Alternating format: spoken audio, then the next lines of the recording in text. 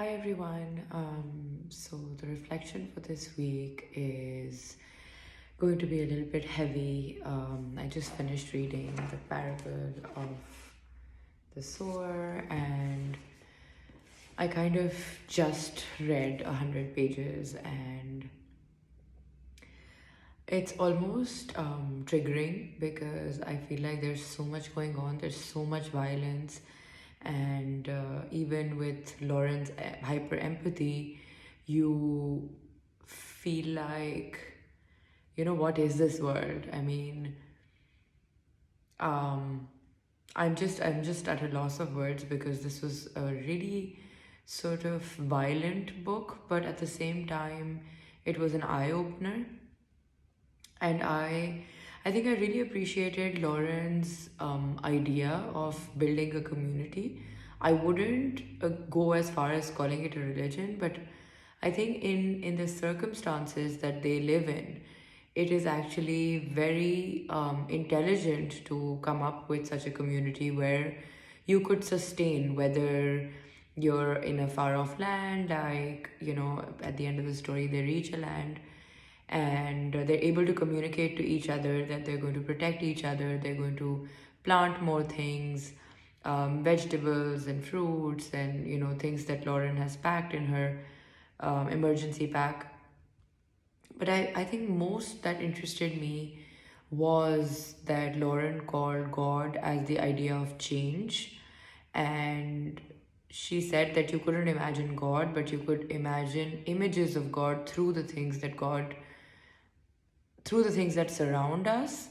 And she kept insisting that it is God who is change. And it really, really ties back to my research paper, which is also talking about the concept of God. So now, here, what she's writing is some sort of poetry, and they're like self notes. She's just trying to gather everything and whatever she's been through. She's only 18. She's in love with a much, much, much older man.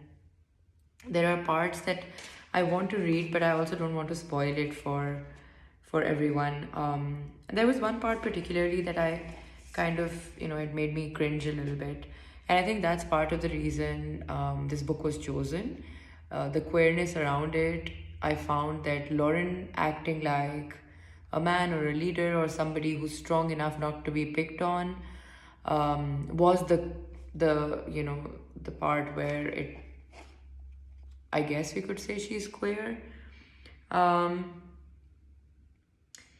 so Mora, this one guy that they pick up, on the way, who is distrustful of the entire group, but he's also a sharer, which means that he also feels hyper empathy. He makes a comment and he says, "Shit," made Mora, the word long and nasty, shit. The first time I saw her, I knew she was a man, just didn't know she was the only man here.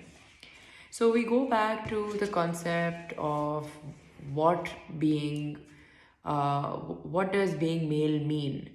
I think in this book they keep referring to male as somebody strong, somebody in a leadership role, someone who can look after the others in a group.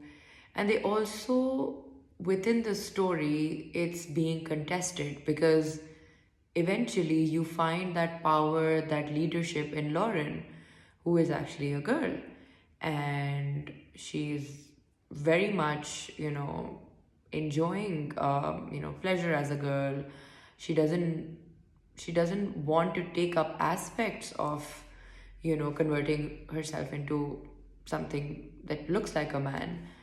But I think the writer is trying to say that the performance of a man, what is the performance of a man? It's stated and contested by the storytelling itself that Lauren is disguised as a man. At the same time, she is not making an effort to be male. It's just that she's a woman and she's a leader and she's strong and she's smart and she's streetwise.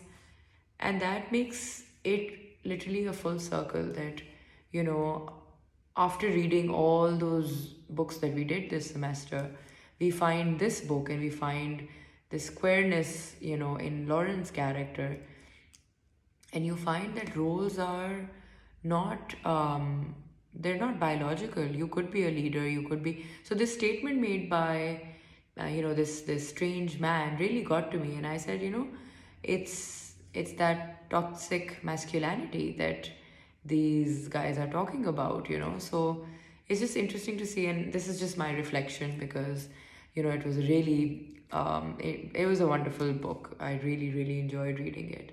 I think I'm running out of time.